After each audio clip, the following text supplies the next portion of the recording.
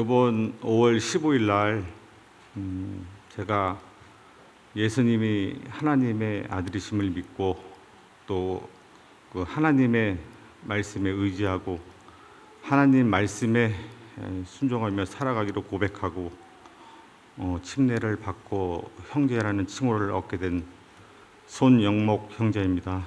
안녕하세요. 잠시 말씀 한 군데 보고 간증하도록 하겠습니다. 마태복음 6장 33절입니다.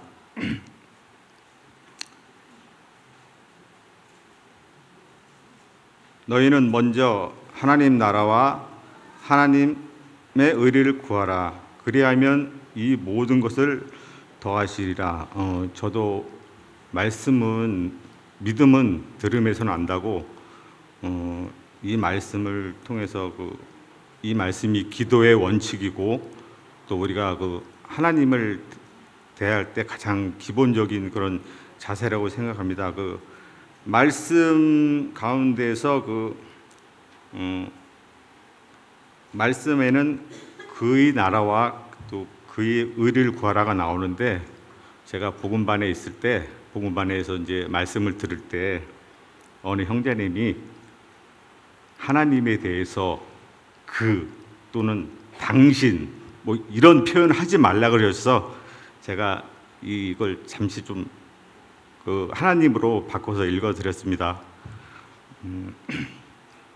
그리고 저를 이제 전도를 해주시고 또 복음을 담당해 주셨던 전도자님의 그 가르침에 따라 모든 것은 시작이 기도로부터 시작해서 기도로 마치라고 그렇게 가르치셨기에 잠시 먼저 기도 드리고 이제 간증하도록 하겠습니다.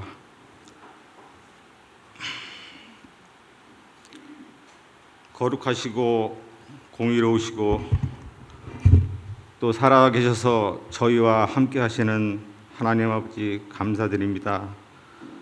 오늘 이렇게 눈부시도록 푸르른 또 하루를 주시고 또한 일용할 양식을 주옵시고 호흡과 공기를 주셔서 이 땅에서 이렇게 살아갈 수 있게 하신 은혜를 감사드립니다. 아버지 하나님, 죄와 허물로 지옥에 가야 마땅한 저를 하나님의 이 땅에서 구원해 주시고 하나님의 자녀로 삼아 주셔서 이렇게 많은 성도님들 앞에서 제 믿음의 간증을 할 수 있게 하여 주신 그 은혜도 감사드립니다.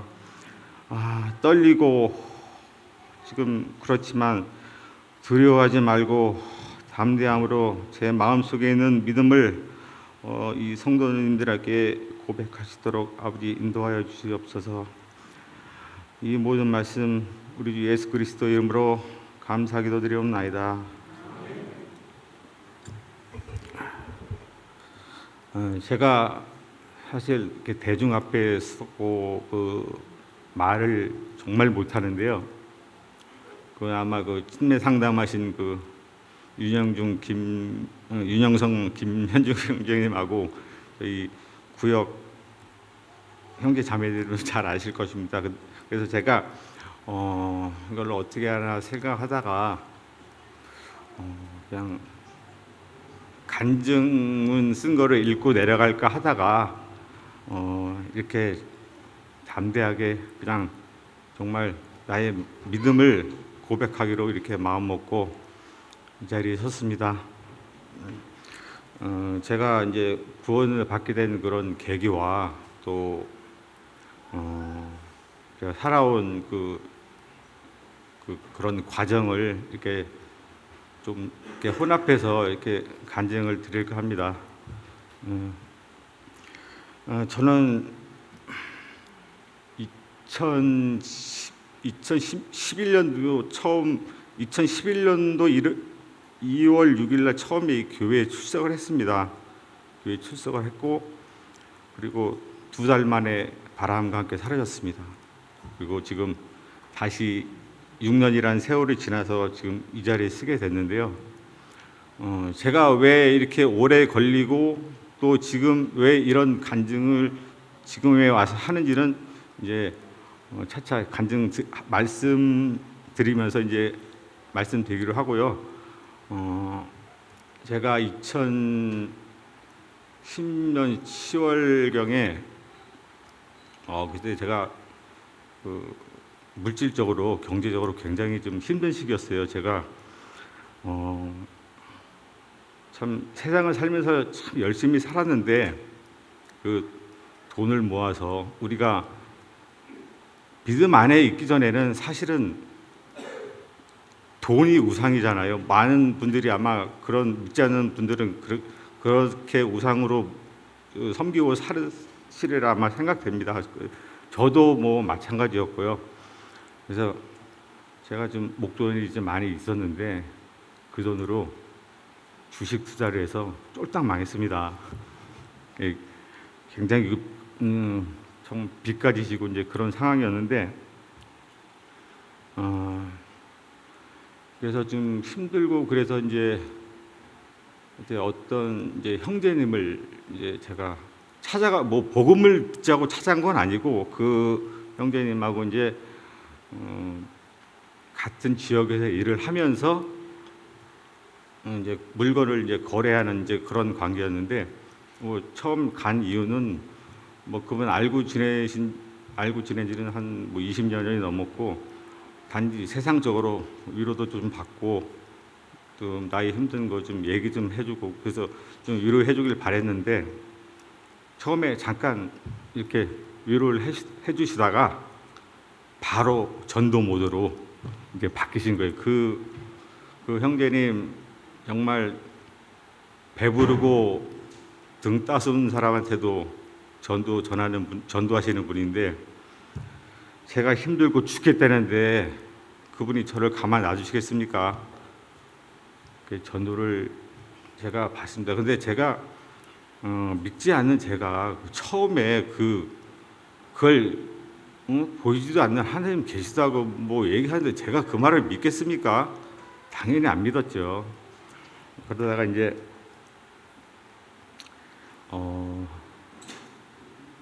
여러 차례 이제 교제가 이제 여러 차례 되면서 정말 이럴 수도 있겠구나 이제 이런 믿음을 가지고 제가 다시 교회에 나오게 됐습니다. 그래서 제가 2011년 2월 6일 날 나오고 2달 나오다가 다시 작년 10월부터 다시 나오게 됐습니다. 저는 그 당시에 제가 구원 받은 줄 알고 있었습니다. 구원 받은 줄 알고 하나님이 정말 나의 죄를 사해해 주셨다는데 얼마나 감사하고 기쁨 그 믿음 하나로 이렇게 믿고 다녔는데 다시 교회 나오고 복음을 듣고 또 이렇게 교제하는 과정에서 제가 구원받지 못했다는 것을 깨닫게 됐습니다.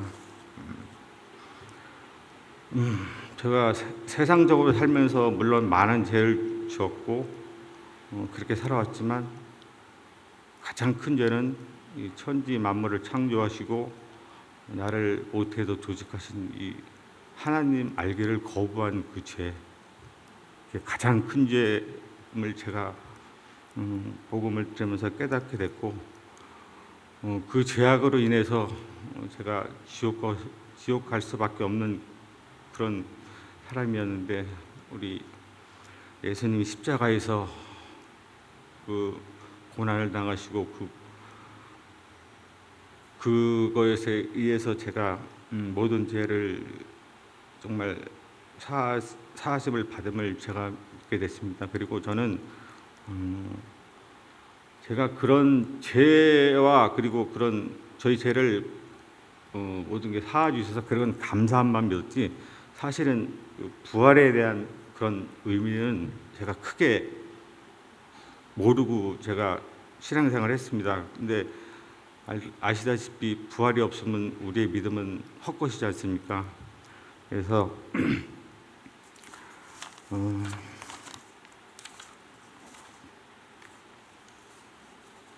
말씀 중에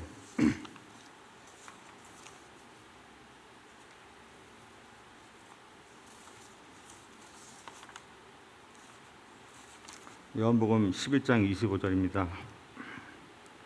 예수께서 이르시되 나는 부활이요 생명이니 나를 믿는 자는 죽어도 살겠고 무릇 살아서 나를 믿는 자는 영원히 죽지 아니하리니 내가 이것을 믿느냐 하고 말씀하셨을 때 아멘 하고 믿습니다 하고 제가 고백을 했습니다. 그리고 하나님도 한 분이시요 예수님도 한 분이시지만 이 많은 성도들 앞에 일일이 다 찾아오실 수 없으니 그 성령이 저희에게 보내셔서 믿게 하시고 역사하게 해주시면 믿었습니다. 그래서 그 성부와 성자와 성령의 삼위일체의 하나님이심을 제가 믿고 그 믿음의 그 고백을 하게 됐습니다. 그 구원을 이렇게 받게 됐습니다.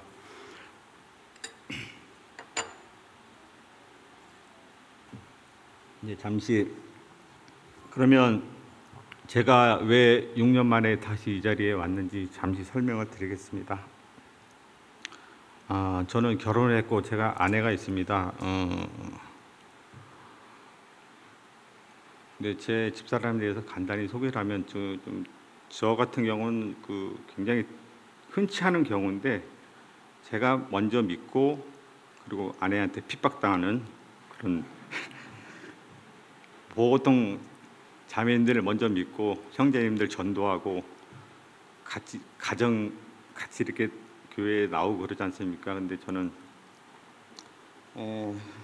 반대로 됐어요. 근데 제가 제 아내가 좀 세상적으로는 좀 똑똑하고 뭐 공부를 많이 해서 똑똑한 게 아니고 똑똑하고 살림 잘하고 딱딱 부러지고 정말 어떻게 얘기할까 뭐 빈틈이 보이면 안 되는 이제 그런 스타일의 제 아내고요. 저하고는 좀 반대고 그래서 이제 근데 이유는 모르겠는데 이 교회 하나님 예수님 하면 정말로 왜 그런지 심한 거부감을 갖고 있어요. 어떻게 보면 혐오에 가까운 그런 걸 갖고 있더라고요. 저는 그런 사실을 뭐 믿기 전에도 알고 있었지만 뭐 믿지 않으니 저도 안 믿고 뭐 집사람 안 믿는 상태에서 뭐 그런가 보다 하고 이렇게 지냈고 그러다가 제가 이제 믿음의 이제 생활을 하게 되면서 2011년에 교회를 처음 나왔다 그랬지 않습니까? 교회를 처음 나왔는데 몰래 다녔어요. 그런 사실을 알고 있으니까 몰래 다녔는데 그게 뭐 꼬리가 길면 잡힌다고 그게 안 잡힙니까? 한 2달 다녔다가 어떻게 됐냐면 제가 이제 집에 성경책을 읽고 있는데 그때 제 아들이 중학생의 아들이 그걸 보고 엄마한테 가서 얘기를 한 거예요. 난리가 났습니다. 난리가 집에. 그래서 믿지 않는 저희 본가, 처가 뭐 제 가족이 뭐 친척이 많지도 않지만 사방팔방을 둘러봐도 예수님이 사람이 단 한 명도 없어요. 정말 어렵고 힘들게 정말 믿음 생활을 하고 있는데 어쩜 그렇게 정말 친인척 중에 그래도 보통 한두 명은 있어야 되는 게 정상 아닌지 몰라도 한 명도 없는 거예요. 그래서 지금 본가, 처가, 식구들에서 다 그분들 다 안 믿으니까 이제 저를 이제 공격을 하기 시작하는 거죠.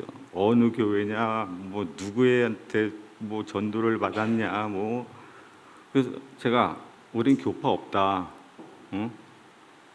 주의 몸된 교회다. 근데 뭐 교파를 떠나서 그 교회에 대해 혐오감 그렇게 심하게 갖고 있는 그 사람들 주님의 몸된 교회라면 뭐 그 사람들이 알아듣기는 하겠습니까?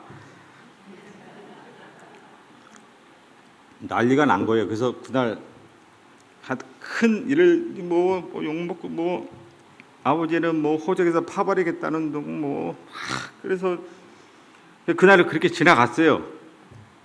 근데 그 다음 날 집사람이 뭐 이렇게 이런 용기를 하나 이렇게 쭉 내밀더라고요. 이거 뭐야 그랬더니 읽어보래. 내용인즉 앞으로 더 종교 생활을 하곤 그들은 종교, 나는 신앙이고 종교적인 문제로 분란을 일으킬 경우에는 나의 재산, 나의 양육권, 우리 자식에 대한 양육권 모두 포기하고 나가는 거로, 집을 나가는 거로 그걸 이렇게 들고 왔더라고요. 그래서 제가 2달 나와서 무슨 믿음이 있겠습니까? 예? 어떤 분은 뭐 복음 듣고 그 자리에서 뭐 구원받았다는 분도 뭐 계시던데, 뭐 제가 2달 와서 하나님을 좀 알아가려고 하는 그의 사단에 딱 발목이 잡힌 거예요. 걱정되잖아요. 세상적으로도 걱정돼. 이거 뭐 어떻게 살아야 되나 뭐 이거 걱정해서 사인을 해줬어요. 그러면 이 각서라는 게 보면 보통 뭐 어떻게 보면 다시는 안 하겠다는 뭐 이런 반성문 뭐 이런 비슷한 거잖아요. 그 다음 날 어디를 가자고 그러더라고요. 어딜 가 그랬더니 법원 앞에 가재요. 법원에 가서 공중 사무실에 가서 7만 원 주고 공증 받았습니다. 그거 7만 원 공증 받고 제가 세상적으로 걱정이 되니까 저도 사인 해준 거예요. 그리고 이제 공증을 받고 이제 세월이 흘렀습니다. 한 2년 동안 교회를 이제 못 나왔어요. 그리고 근데 제가 하나님의 음성이 그리워서 구역 집회는 내가 매주 참석했습니다. 전도 집회할 때도 꼬박꼬박 나오고 그렇게 이제 하나님의 음성을 그리워하면서 이제 전도 집회 및 이제 구역 집회 나가고 있었는데 한 2년쯤 흘렀을까? 결혼하신 분들은 잘 아시겠지만 저희 집사람하고 이제 마트를 가게 됐는데 저는 한 번은 제 집이 의정부인데 의정부에서 한번 여의도까지 한번 자전거를 타고 갔다 온 적이 있어요. 한 6시간 7시간 걸리더라고요. 근데 솔직히 그렇게 타도 다리는 안 아프더라고요. 엉덩이가 아파서 그렇지 다리는 안 아파요. 근데 저는 이상하게 마트 가서 카트 10분을 끌면 다리가 너무너무 아픈 거예요. 짜증나고. 그래서 집사람한테 얘기를 했죠. 1시간 후에 만나자. 너는 가서 물건 고르고 다 고르면 나한테 전화를 하면 내가 그 물건 싣고 차에 싣고 집에 갖다 주겠다. 그렇게 하고 이제 약속으로 이제 1시간 후에 만나기로 했어요. 1시간 후에 만나기로 했는데 그때가 좀 날씨가 굉장히 더울 때였고 그리고 차가 지하가 아니고 지상에 있었어요. 햇빛을 받으니까 굉장히 더워서 문을 다 열어놓고 뭐 할 거 없잖아요. 그래서 제가 형제님이 전달해준 소책자를 읽고 있었어요. 이렇게 소책자를 이렇게 딱 읽고 집중하고 읽고 있는데 제 처가 느닷없이 들이닥친 거예요. 예고도 없이 전화도 없이. 뭐 어떻게 합니까? 딱 걸렸죠.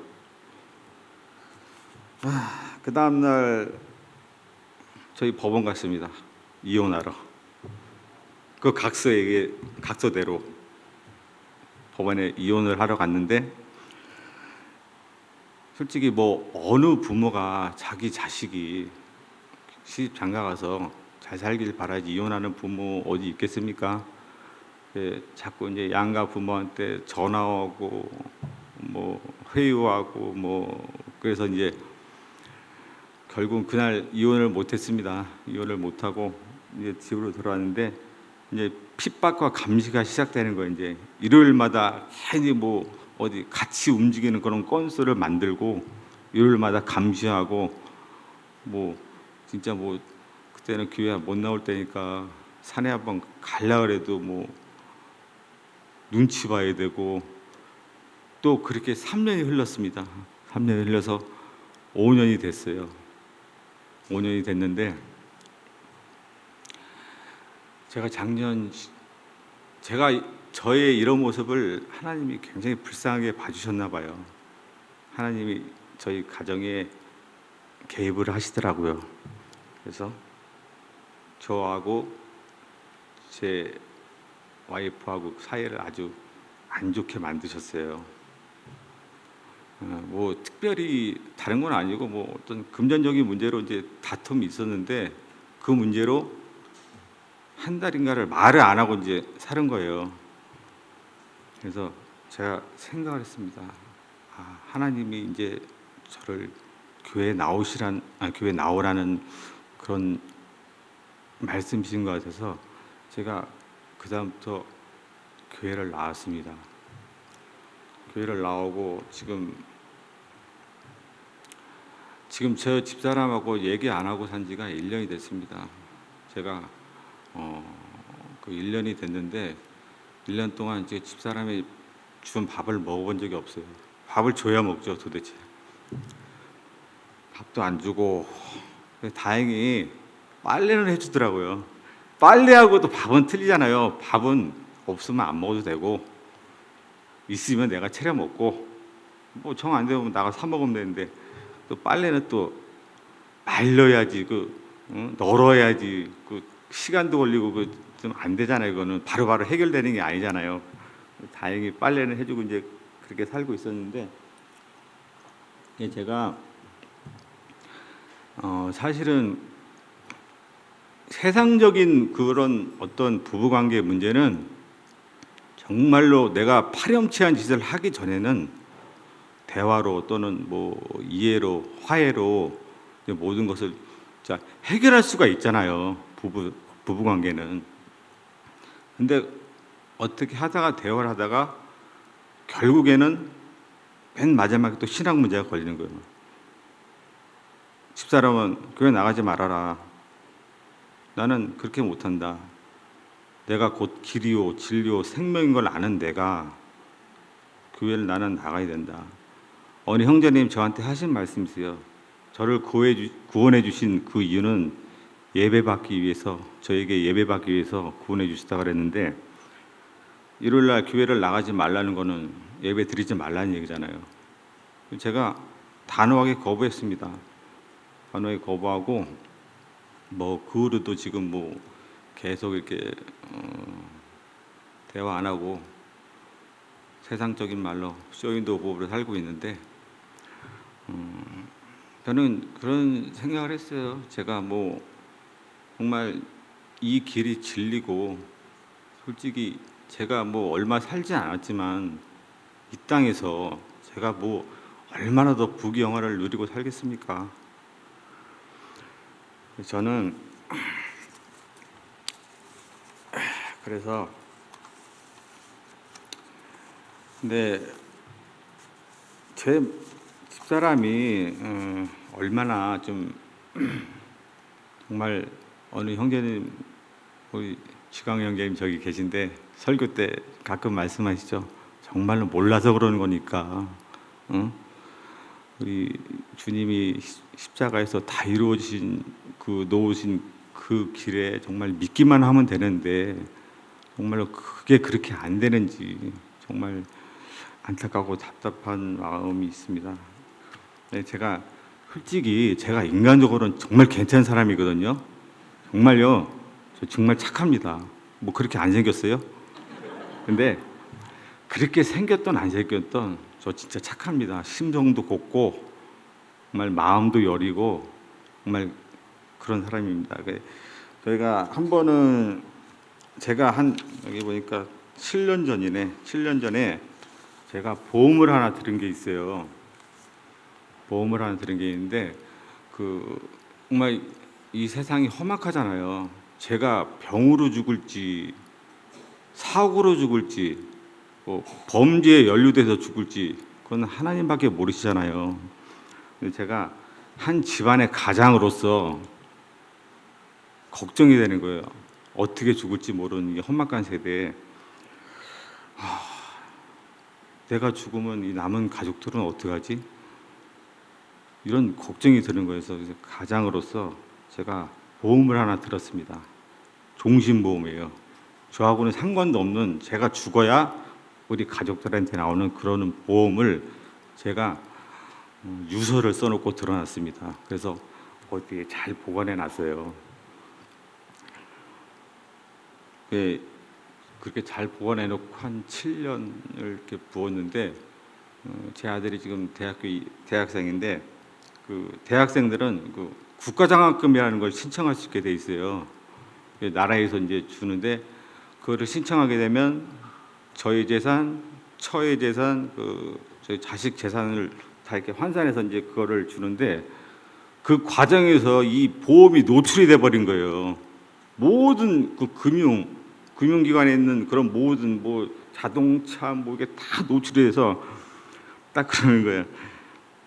예를 들어 제가 재산이 다 오픈되어 있는 게 5천만 원밖에 안 되는데 1억이 딱 나온 거예요. 그래서 어떻게 된 거냐?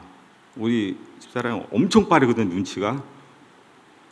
예리하고 그걸 그래서 내가 진짜 내가 가장으로서 내가 죽으면 니들 이렇게 먹고 살라고 이게 보험을 들어놨다. 이게 그때 제가 쓴 유서입니다. 이게 유서를 써놓고 근데 그걸 알았으면 좀 감격해야 되는 거 아니에요? 감격의 눈물에도 흘려야 되는 거 아니에요? 제가 나를 위해서 들은 것도 아니고 정말 내가 잘못됐을 경우를 대비해서 자기들한테 들어놓은 건데 정말 감격해서 눈물이라도 흘려야 되는 거 아닌가 싶은데 별로 반가워하질 않더라고. 자기는 그 기간 동안에 좀 먹고 살려고 힘들었다는 거야. 그거 자기를 주지 왜 그걸 보험을 들었냐고. 참. 에휴, 그래서 저희 집사람이 그럼 제가 이제 그 보험을 들었으니까 그거를 이제 이 보험이 어떤 보험인지 이제 확인을 할 거 아니에요. 집사람이 그래서 이렇게 확인을 하더라고요. 확인을 하고 이제 알아보고 이런 과정에서 이 보험이 저한테 결코 유리하지 않은 그리고 그리고 또 설계자의 농간도 좀 약간 들어갔고 자기한테 그 수당 많이 떨어진 이런 쪽으로 이렇게 몰아서 보험을 이렇게 설계를 해주고 그걸 계약을 했더라고요. 알고 보니까 그 집사람이 그걸 다 아는 거죠. 다 알고 이제 거기에 대한 보충으로 이제 그 지인들을 통해서 이제 자료를 수집해가지고 이제 전화를 합니다. 설계사와 보험회사를 상대로 전화를 해요. 이 보험이라는 거는 사실 원래 줘야 되는데도 차일피일 미루는 게 보험사의 그 횡포잖아요. 그리고 지금 해약하면 뭐 한 30%, 40%도 아마 못 받을 그런 수준의 보험이었는데 저희 집사람이 얼마나 정말 말을 잘하는지 진짜 부동산 업자나 더 배웠으면 변호사 했으면 진짜 성공했을 겁니다. 얼마나 그 논리 정연하게 콕콕 찔리면서 말을 잘하는지 보험회사를 상대로 20일인가 걸렸어요. 그 대한민국 굴지의 그 삼성생명을 상대로 법적 소송 없이 말로 제가 그때 분 돈이 4,980만 원이 원금이더라고요. 돈 10원짜리 하나 안 띄고 그거 다 받아냈습니다. 저희 아내가. 정말 대단해요. 대단해. 근데 저희 아내가 참 그렇게 똑똑하긴 한데 고집이 좀 세고 너무 자기 주장이 강해서 저하고 이제 종종 마찰을 일으키고 결국에서는 이제 이 신앙 문제로 또 화합하지 못하고 또 이렇게 지금 아직도 이렇게 살고 있습니다. 그리고 저는 요즘도 토요일 날 집에 안 들어가거든요. 안 들어가니까 들어오지 말래요. 토요일 날 제가 예배 드리러 가려고 준비하면 일찍 일어나서 제가 좀 부지런하거든요. 그래서 막 일찍 일어나서 막 준비하고 뭐 덜거덕덜거리고 뭐 왔다 갔다 하고 시끄러울 거 아니에요. 그 꼴 보기 싫다고 토요일 날 아예 들어오지 말고 일요일 날 교회 갔다가 오든지 말든지 뭐 알아서 하라 그러더라고요. 그래서 요즘도 토요일 날은 집에 안 들어갑니다. 저는 어머니 집에 가서 자고 아침에 예배 드리러 오고 그리고 저녁에 또 집에 들어가고 뭐 이렇게 생활을 하고 있습니다. 그리고 이제 저희 좀 별로 안 좋은 얘기인데 저희 아버지 얘기도 잠깐 하고 이제 좀 마무리하겠습니다. 저희 아버지가 이북 분이세요. 이북 고향이 이북이신데 17살 때 고모님하고 같이 월남을 하셨다고요. 월남을 하셨는데 그 고모님께서 아들이 둘이 있었는데 자기 자식들은 학교를 보내고 저희 아버지는 공장을 보내더랍니다. 그래서 저희 아버지가 이제 참다 못하고 이제 나오셨나 봐요. 집 공문에 뭐 집을 나오셨는지 같이 살던 곳에서 이제 나와서 이제 나오셨는데 할 게 없잖아요. 월남에 하셔서 나만의 친척도 한 명도 없고 뭘 하겠어. 할 수 없이 군에 입대를 하셨습니다. 군에 입대를 하셔서 그 후로 28년간 군대 생활을 하셨어요. 그때가 1955년이라고 그러더라고요.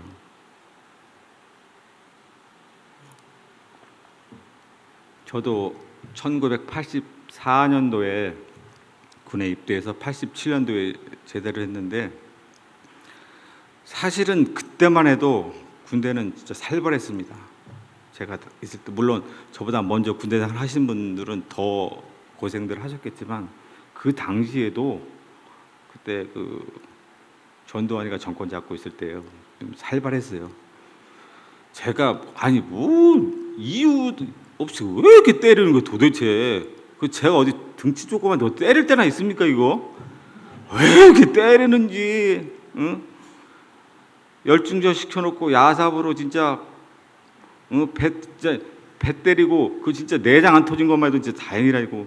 제가 나는 꿇어앉으라 그러고 지네들은 억가팔로 가슴팍 차가지고 막 그 다음날 보면 몸 시퍼렇게 멍들어 있고 막 이제 그런 살벌한 그때도 그랬었는데 참 군대 생활하면서 한 상병 때가 제일 힘든데 정말 한번 탈영할까 하다가 55년도에 군대 생활하는 사람들인데 그래서 제가 진짜 참고 그랬습니다. 근데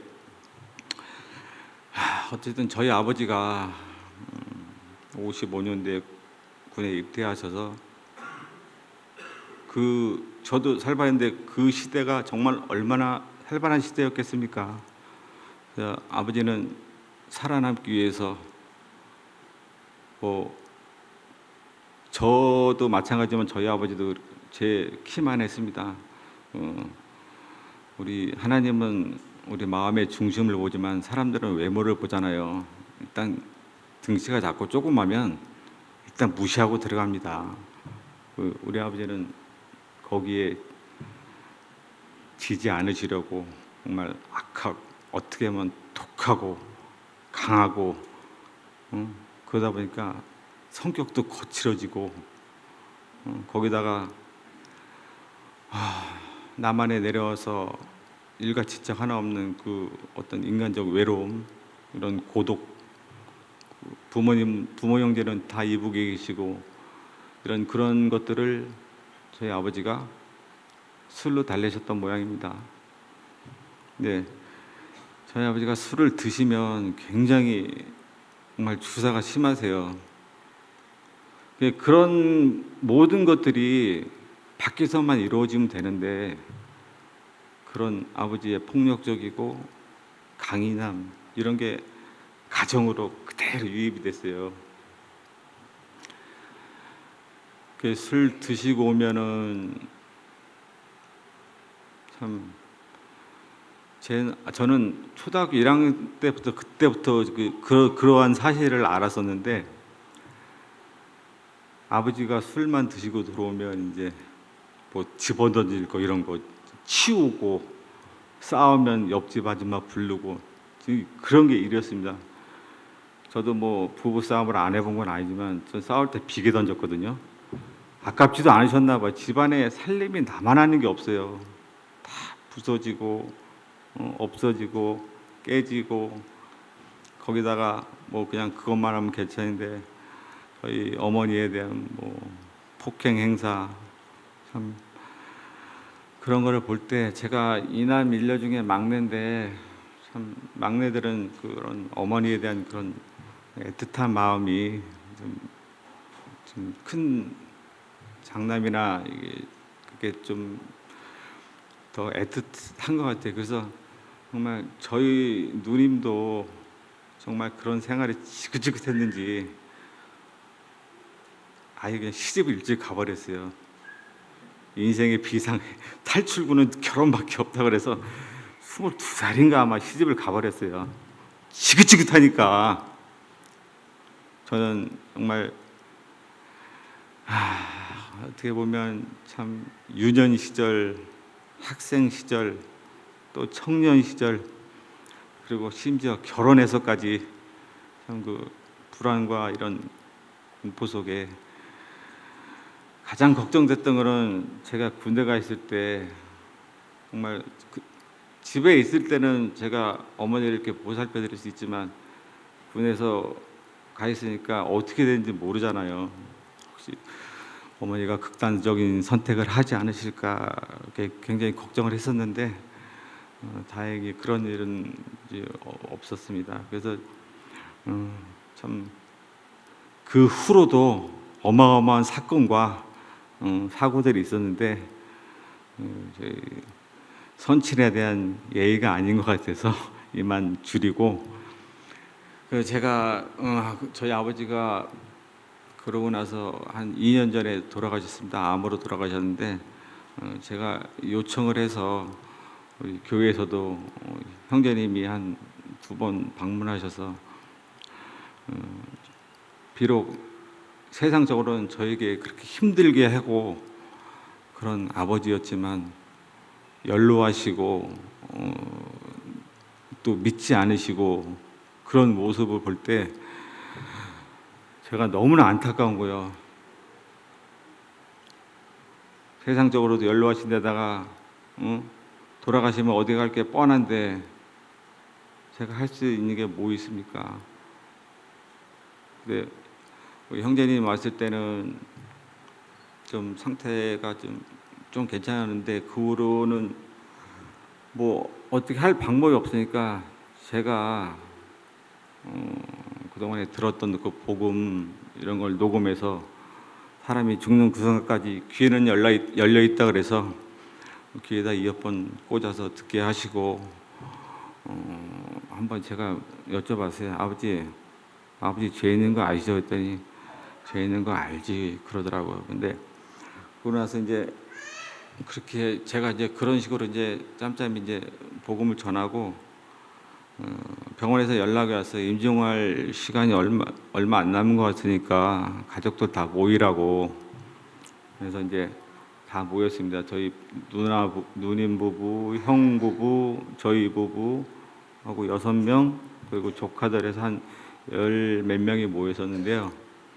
보통 언제 돌아가실지 모르니까 이렇게 다 모여서 이제 머리 맞춰서 이렇게 기다리고 이제 그런 상황이었는데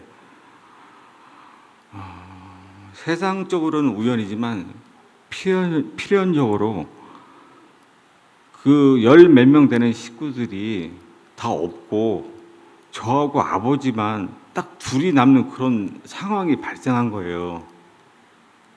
그래서 제가 아버지한테 여쭤봤습니다. 아버지 하나님 믿지요? 그랬더니 고개를 끄덕끄덕 하시더라고요. 그리고 그 후로 한 2시간 있다가 돌아가셨는데 제가 여지껏 살면서 그 아버지의 그렇게 온화한 얼굴을 제가 보질 못했습니다. 아버지가 정말 그걸 시인하신 것 같아요. 우리 예수님이 십자가에 못 박히실 때 그 옆에 있던 강도가 회개하고 돌이키고 말하기를 예수여 당신의 나라에 임할 때 나를 기억하소서 했을 때 우리 주님 진실로 내게 이르노니 오늘 내가 나와 함께 낙원에 있으리라 그 말을 믿습니다. 아멘.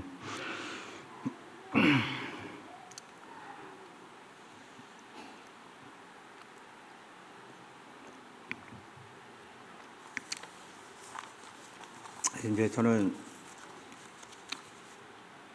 구원받고 이제 주님 안에서 생활하기로 이제 모든 것을 주님께 맡기고 제가 할 줄 아는 게 없습니다. 아무것도 할 줄 아는 게 없고 오직 주님이 이끄시는 대로 말씀에 순종하고 내 마음속에 주인 왕으로 모시고 얼마나 더 살지 모르시겠지만 이 남은 인생 정말 그렇게 살기로 우리 하나님께 고백하고 입으로 시인했습니다. 저를 정말 이 땅에서 이렇게 구원해 주신 우리 주님 정말 찬양합니다.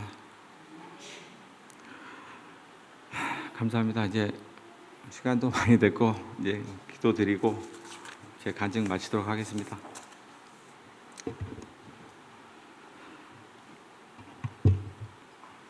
아버지 하나님 감사합니다. 제가 있는 마음속에 있는 이 믿음의 간증을 지금 이 여러 형제 자매님들께 가감 없이 제 믿음의 고백을 했습니다. 제가 앞으로 아무것도 할 수 없으니 주님이 원하시는 대로 주님이 이끄시는 대로 저희 삶을 이어가고자 합니다. 이 땅에 정말 아직도 많은 영혼들이 우리 하나님, 우리 주님을 믿지 않고 자기 뜻대로, 자기 의지대로, 자기 생각대로 살아가는 많은 영혼들이 있습니다. 아버지 하나님, 부자와 거지 나사로가